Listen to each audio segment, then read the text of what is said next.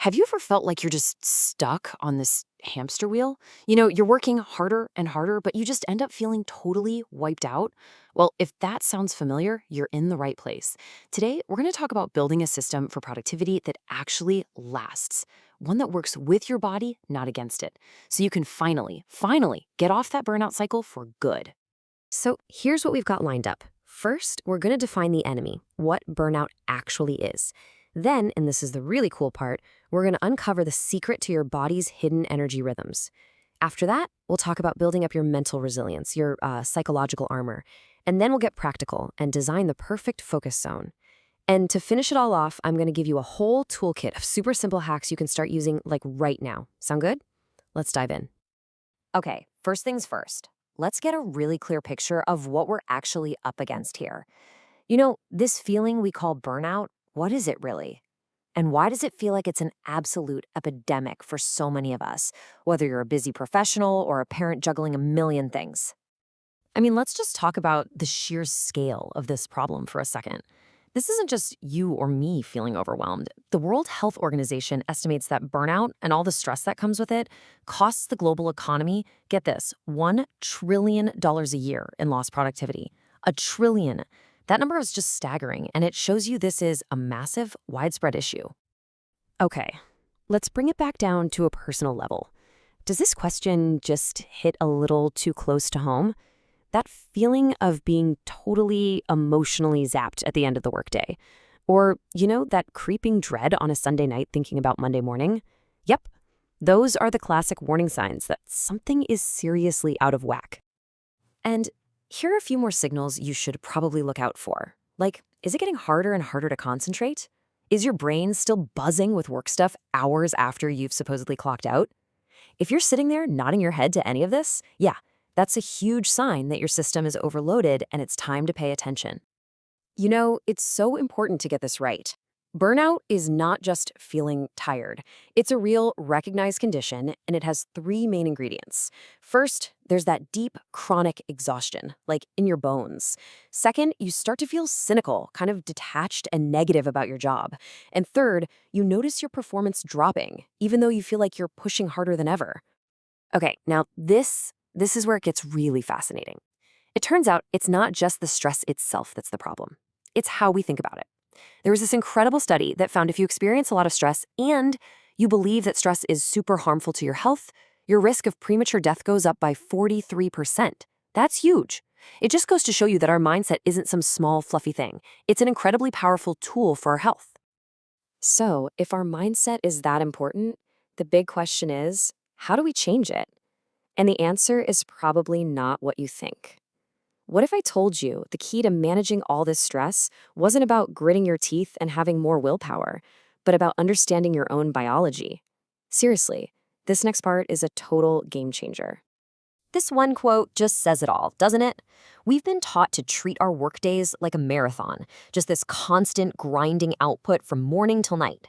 But that's not how we're built. Our bodies are designed for sprints, short, intense bursts of focus followed by real recovery. And there's a name for this. It's called ultradian rhythms. Basically, all day long, your body naturally cycles between these peaks of high energy, lasting about 90 to 120 minutes, and then these troughs where you need to recover for about 20 minutes. You know that feeling? That energy dip you get mid-morning or that classic afternoon slump? That's not a character flaw. It's not you being lazy. It's a biological signal. Your body is literally telling you, hey, time for a break. So look at the difference here. On one hand, you have the old way, powering through. That's where we fight our own biology, which just leads to more stress, more cortisol, and more mistakes. But on the other hand, you have the new way, working with your rhythms, honoring those little breaks. And what do you get? Sustained high performance, real mental clarity. When you see it laid out like this, the choice is kind of obvious, isn't it? All right, so we've got the biology part down. That's huge.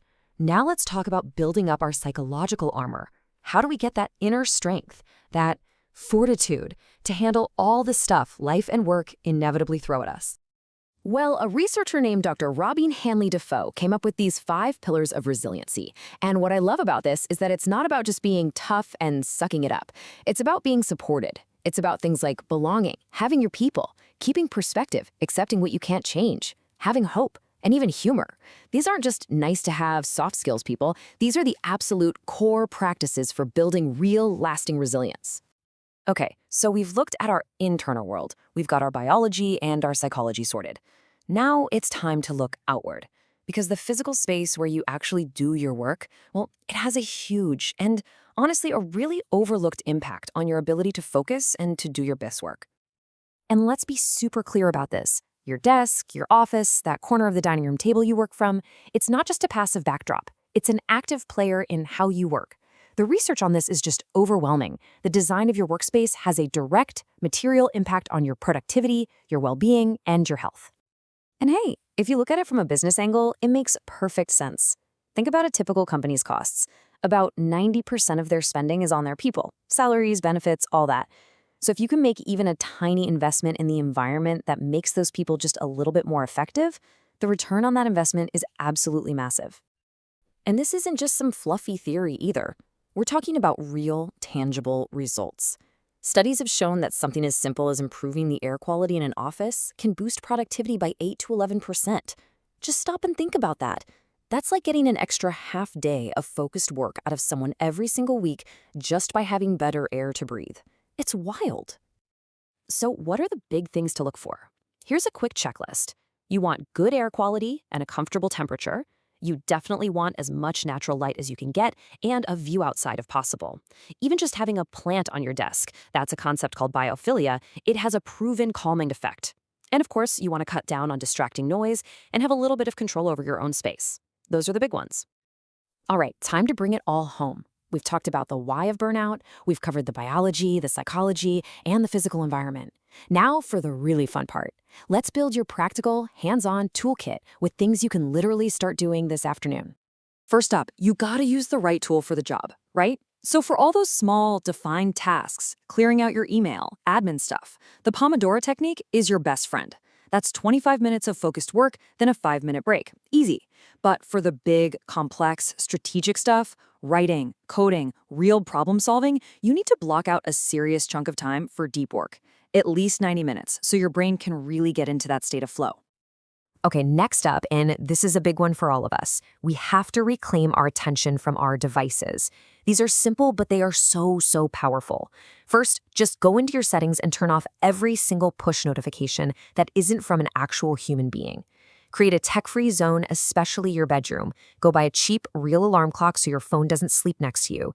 And here's one I absolutely love. Wear a watch.